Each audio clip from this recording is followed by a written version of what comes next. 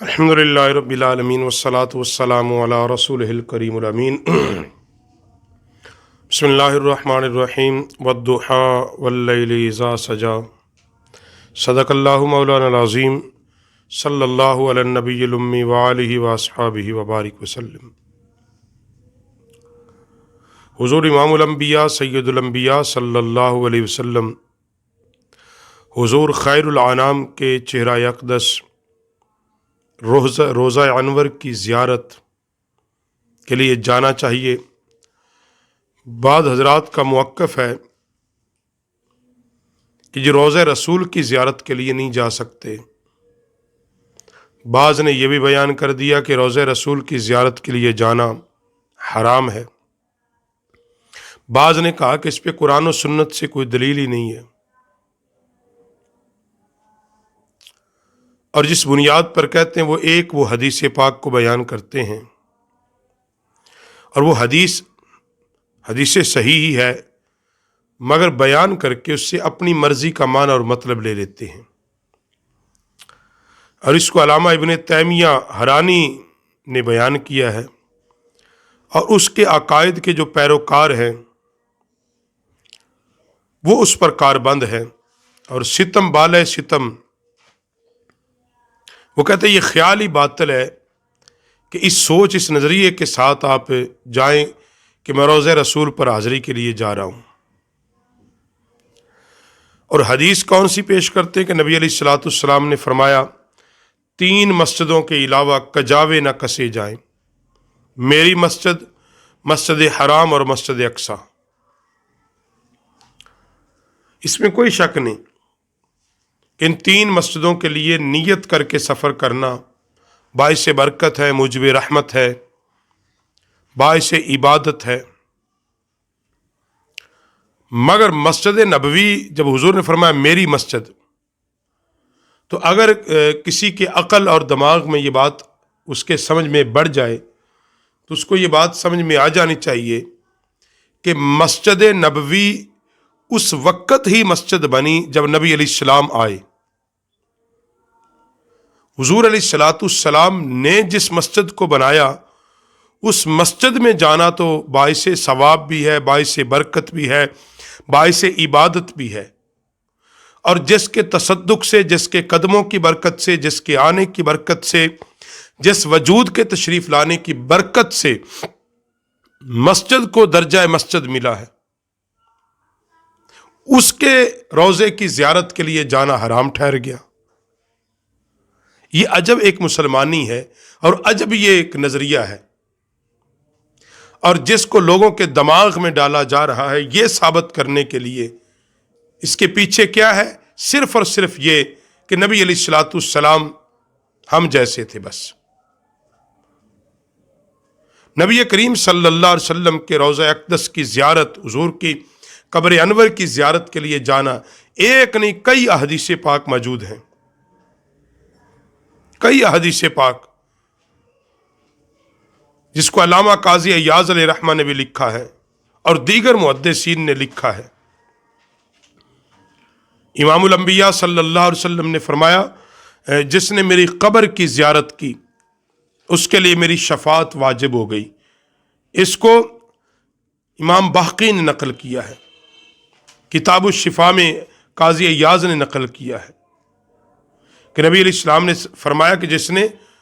میری قبر کی زیارت کی اس کے لیے میری شفاعت واجب ہو گئی۔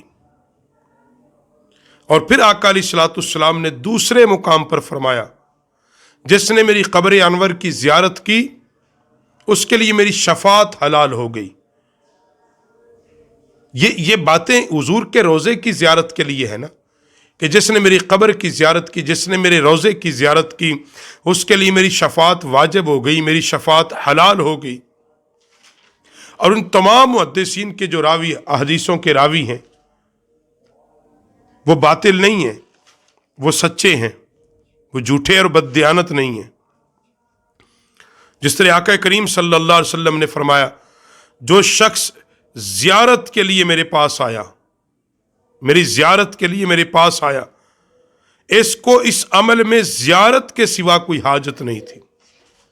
اور کوئی نیت، کوئی ارادہ نہیں تھا،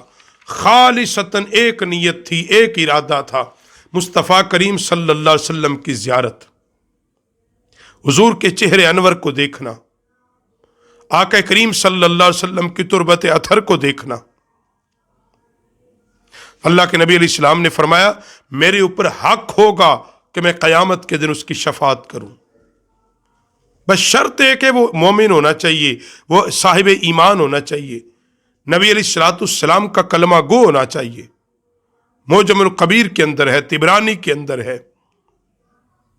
اور دیگر سنن سیاہ کے اندر ہے، کتاب الحج کے باب میں اس کو باندھا گیا ہے۔ اور اس سے آگے دوسری حدیث کو جو نقل کیا ہے کہ حضور سید عالم صلی اللہ علیہ وسلم نے فرمایا جس شخص نے حج کا ارادہ کیا، اصل حاجیوں کو وہاں گمراہ کرتے ہیں نا، بس آپ کا حج ہو گیا ہے، ضرورت ہی نہیں ہے، اور یہ نیت کر کے اگر آپ جاؤ گے کہ ہم روضہ رسول پہ چلے گئے، یہ تو بہت بڑا شرک اور گناہ ہے۔ اللہ کے نبی علیہ السلام نے فرمایا جس شخص نے حج کیا اور میری وفات کے بعد میری قبر مبارک کی زیارت کی، گویا اس نے میری زندگی میں میری زیارت کی، میری زندگی میں گویا کہ اس نے میری زیارت کر لی۔ اور آقا کریم صلی اللہ علیہ وسلم نے فرمایا جس شخص نے بیت اللہ کا حج کیا میری زیارت نہ کی، حضور کے روضے کی زیارت نہ کی، اس نے مجھ پر ظلم کیا۔ یہ کہتا کرنے ہی نہ جاؤ، حضور فرماتے کہ حج کرنے آیا اور میری زیارت نہ کی، اس نے تو مجھ پر ظلم کیا۔ ظلم کا مطلب یہ اس نے محبت کا ثبوت ہی کوئی نہیں دیا، اس کو میرے ساتھ محبت ہی کوئی نہیں۔ اور وہ کیسا بدبخت امتی ہے جو یہ بھی کہے کہ میں امتی رسول اللہ کا ہوں، اور دل میں یہ طلب بھی نہ ہو کہ میں اس ہستی کے مزار پر انوار کو دیکھوں جس کے تصدق میں مجھے اسلام مل رہا ہے، جس کا نام لینے سے میں مسلمان بنتا ہوں، جس کا کلمہ پڑھنے سے میں اسلام میں داخل ہوتا ہوں۔ وہ کتنا بدبخت ہے کہ جس کا کلمہ پڑھتا ہے اسی کے در پہ جانے سے روکتا ہے۔ حضور اقدس صلی اللہ علیہ وسلم نے فرمایا جس شخص نے میری قبر انور کی زیارت کی یا میری زیارت کی، فرمایا میں اس کے لیے شفاعت کروں گا۔ اور دوسرے مقام پر آقا کریم صلی اللہ علیہ وسلم نے فرمایا جس نے میری قصداً زیارت کی وہ قیامت کے دن میرے جوار رحمت میں ہوگا۔ وہ حضور علیہ السلام اور آقا علیہ السلام نے آگے جو نقل کیا دارقطنی کے اندر، جس شخص نے میرے وصال کے بعد میری زیارت کی، وصال کے بعد گویا اس نے میری حیات میں میری زیارت کی، میری حیات طیبہ میں ہی میری زیارت کی۔ اور آقا نعمت علیہ السلام نے فرمایا جہاں تک میری قبر انور پر پہنچا، جس شخص نے میری زیارت کی یا میری قبر انور پر پہنچا، قیامت کے دن میں اس کا شفیع اور گواہ بن جاؤں گا، میں اس کی شفاعت کرنے والا بن جاؤں گا، اس کی گواہی دوں گا۔ اور قیامت کے دن جس کی شفاعت مصطفیٰ کر دیں گے، اللہ اس حضور کی شفاعت کے تصدق میں مالک بے نیاز اس کو جنت عطا فرما دے گا، جس کے قدموں کا تصدق سے ساری کائنات ہمیں میسر آئی، اس در پہ جانے سے روکتے ہو، اس سے بڑی تمہاری بدبختی کیا ہے؟ اور خوش نصیبی اس میں ہے کہ ہم در رسول پہ پہنچ جائیں